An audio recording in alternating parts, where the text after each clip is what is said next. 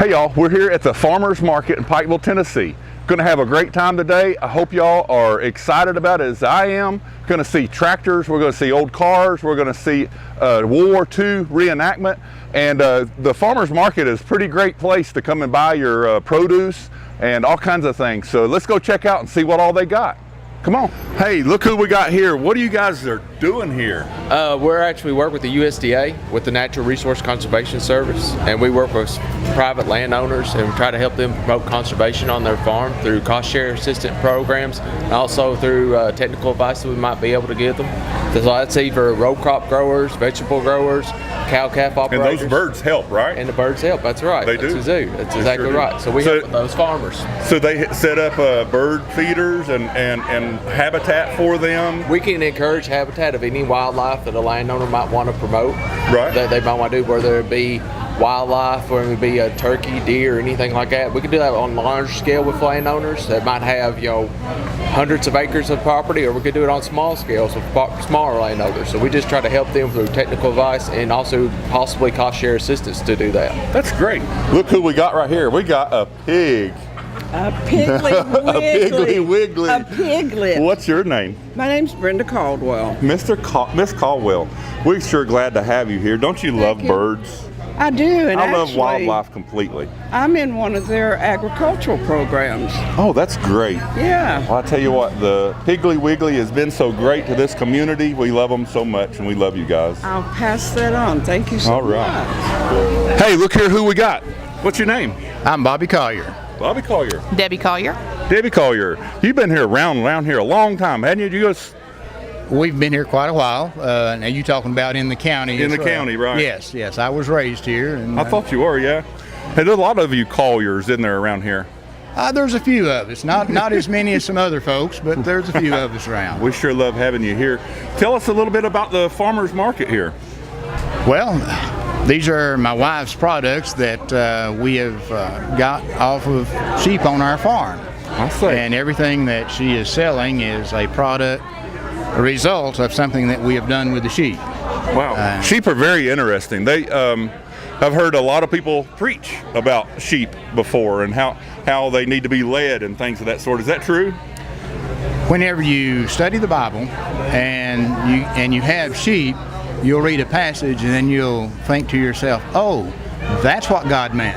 Amen. That's right.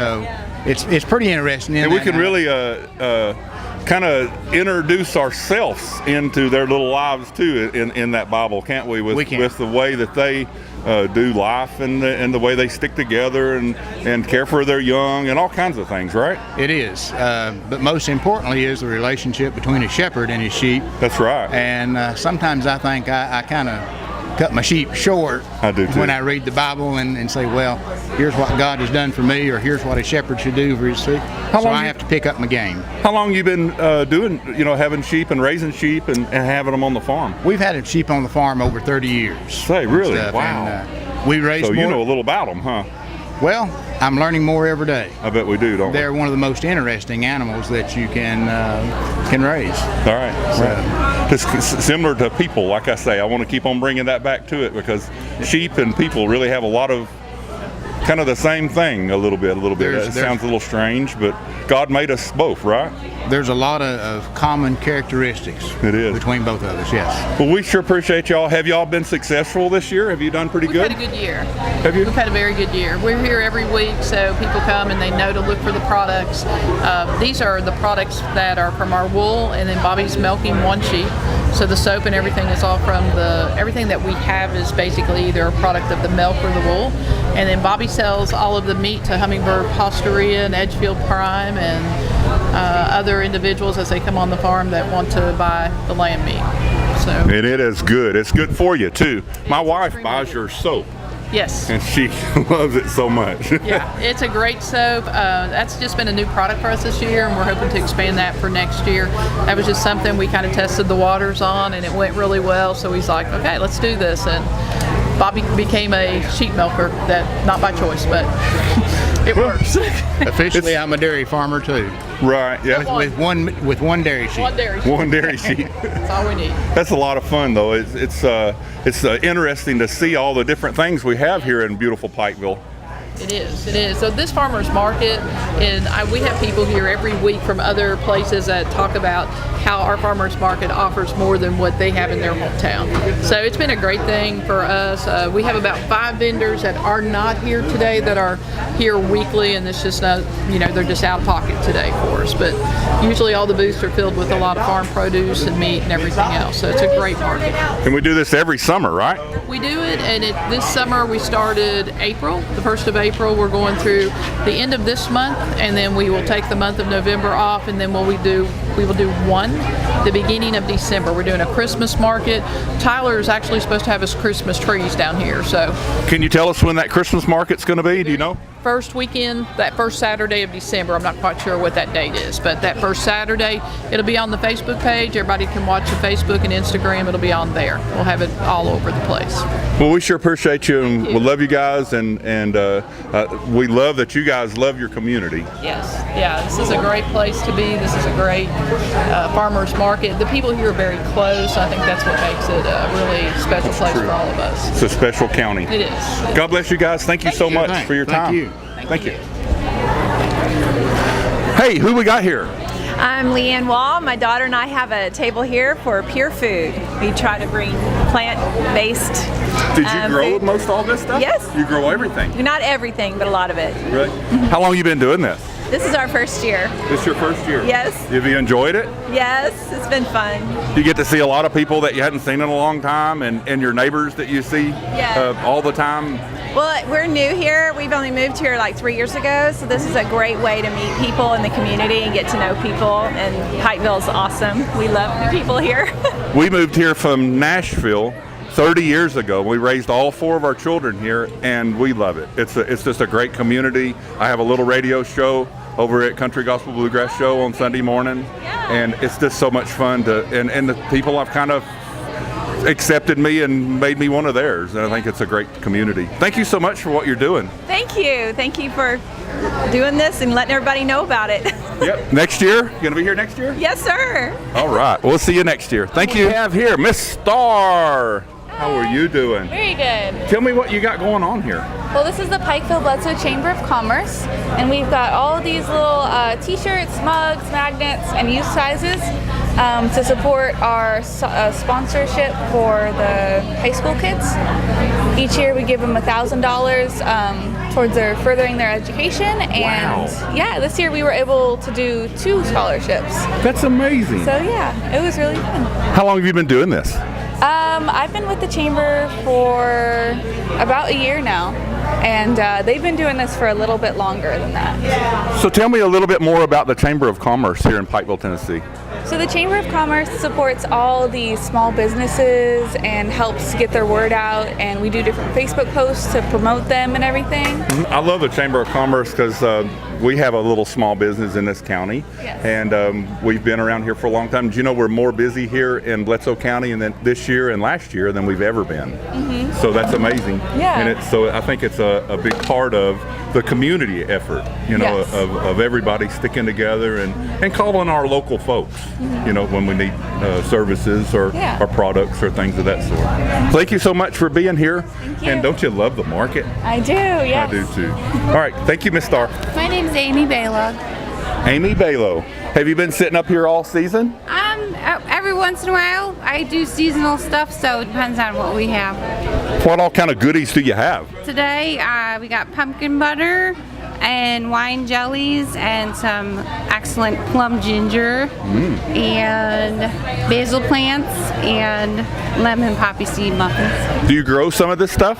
Most of it. We grow as much as we can, and if we don't grow, we get it locally. Like with the elderberry syrup, I use the honey from Henderson Honey Farm that's local. Oh yeah, that's good stuff. Source a lot of stuff from the Mennonites too. Who's this helper you have? This is Nadia. Miss Nadia. She's my enjoying mini that sucker. farmer. All right, God bless you. Thank you so much. Thanks. Look who we got. We got a Clifford from the Starland Cafe. Ember's Ice Cream. And Amber's Ice Cream, that's right. Hey, what are you doing today here? Actually, me and my buddy decided we would cook out some bratwurst and onions and peppers. Brats. Yeah. My wife. Because everybody says, I can never get a brat. So we thought, hey, we'll cook some out. So got some brats. I love that German food, don't you? Oh yeah, I could stay out here and eat. Good That's stuff. all we're going to do today. That's all you're going to do. You're going to do these all afternoon? Yeah, we'll be out here till like 6 o'clock. I'm going to have to get Renee to come and eat some of your brats. Come on, do it. I got about 60 of them, so somebody's got to eat them. All right. Thanks so much. How long you guys been doing this? This part out here for 2 Fridays. We stayed out, just open late Fridays for the ice cream shop, and it's starting to bring local people down because there's nothing much to do on Fridays. So we just cook out a few burgers, a few brats, a few quarter-pound hot dogs, and everybody can come and hang out, sit in the chairs, and we put a little fire pit out. So as it gets a little colder, it'll be even more fun, you know? Hey, tell me a little bit about the food you guys are preparing down at the Starland. You know I love eating there. Well, today is Sloppy Joe's is the special because that most people come in and want to get something really quick. Right. And then try the orange lemonade. That's really, really good. That's very popular. Plus, it's nice and cold in there, and there's seating for about 75. So if you're out here running around, you'll have a chance to run in. And then we have everything on our menu today. We didn't restrict it, so you can get anything that you're used to. Probably the 2 best sandwiches is chicken salad and Cliff Club. That's Cliff Club's ham, turkey, bacon, your choice of cheese on a bolillo pressed. The best sweet tea in Tennessee, right? That's what the mayor says and Billy says. I say it too. All right. All right. You be blessed. Thank you so much. Thanks, Daryl. All right. Take care. Stay out of trouble, everybody. See you later. You know I'm not going to stay out of trouble. Hey, what could you tell us about the voting situation this year? Well, the hours of early voting begin October 17th and go through November 1st. And here are the hours that I got from Lisa Wheeler. We early vote every year. I love it. I do too. Now, if you're not registered to vote, get registered. We have registration forms right here, but you've got to do it quickly if you want to vote in the November 6th election. The last day to register to vote is October the 9th, which is Tuesday. That's coming up. We have some forms right here, and you can fill them out and just take them straight to the election office on the 2nd floor in the Bledsoe County Courthouse. Right. I have a post this morning about, I got a phone call yesterday on my cell phone saying that I was not registered to vote. And I put a post this morning on Facebook saying that we do not register people on the cell phone to vote, and nobody will ever call you on your cell phone to register you to vote. You have to do it personally, right? That is correct. We do it on the internet also? You can do it online, yes, you can. There is a website online, but you won't get it from, that is a scam going around. It is a scam, that's right. It's a scam going around. And they're trying to get people not to vote. They're trying to get people not to vote, or, yes. And I'm going to get in trouble for this, but I say, go big red wave. Amen. All right, y'all be blessed. Thank you. Hey guys, what's your name? Aura. Laura? Aura. Ian. My name is Ian and her name is Aura. Aura. Did you know my grandmother's name was Aura Gray? What a pretty name, Aura. How you enjoying your fun down here? Yeah. What do you got right there? What is that? Cotton candy. Cotton candy, is it awesome? You know what the best part about that cotton candy is? It's free. It's free, you got it. That's fantastic. You guys have a good time today? You go to school down here? No, we just came down here for the fall festival. Where are you from? Crossville. Crossville, Cross Vegas, what we call it. All right, thank you guys for coming. Enjoy yourself and enjoy that cotton candy.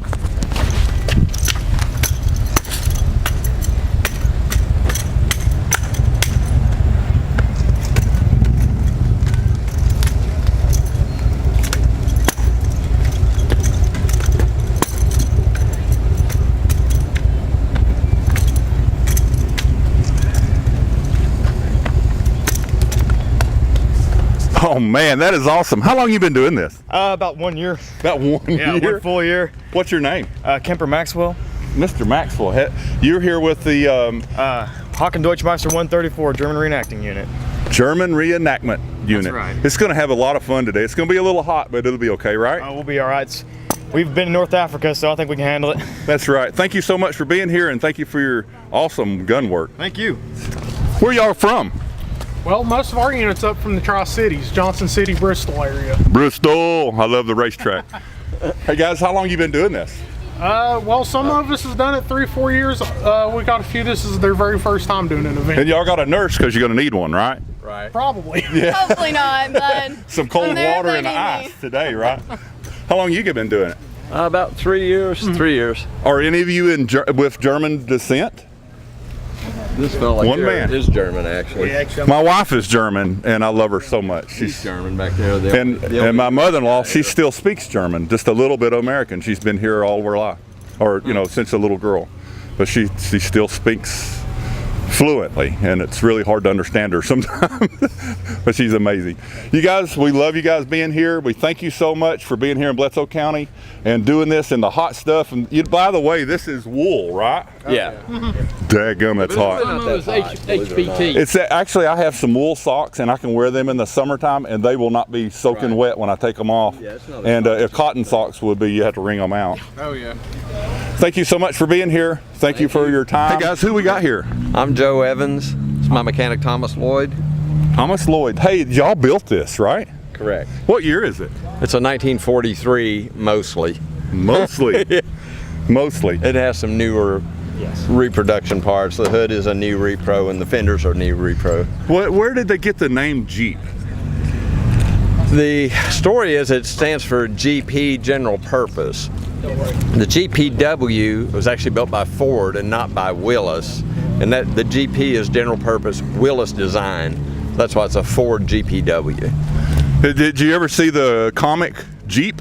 And I guess it was back in the day. Yeah, and it was a comic street. That's the other story, that it was named after Popeye's dog, the Jeep.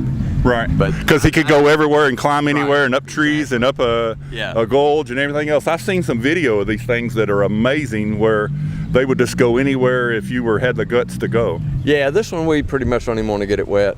Right, yeah, I bet. How long have y'all, how many hours have you worked on it? Oh shoot. You got any idea? No idea. A bunch. A year, you think? Well, no, not a year straight. We probably put maybe a month straight in it. I've done an interview with the guys. They're building a new jet down in Dunlap, right? And they're going to be putting it over the top of their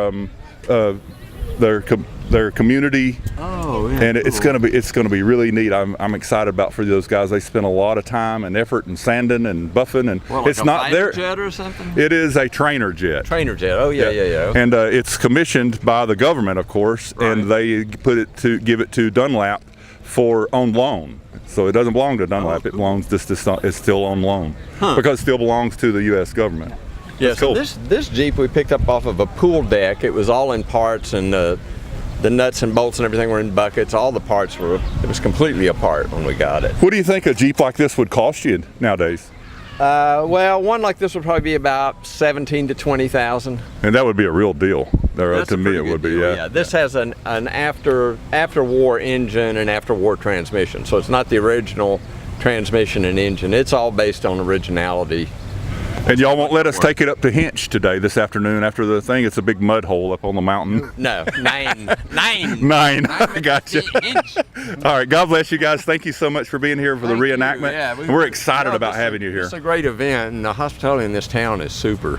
Some great people. Me and my family's been here 20 years, and we were adopted here. We raised our kids here. Right. And I have a little radio show across the road here, and I just love it. It's just it's like my hometown. And the name of this show is Gibbs, Hometown Insight.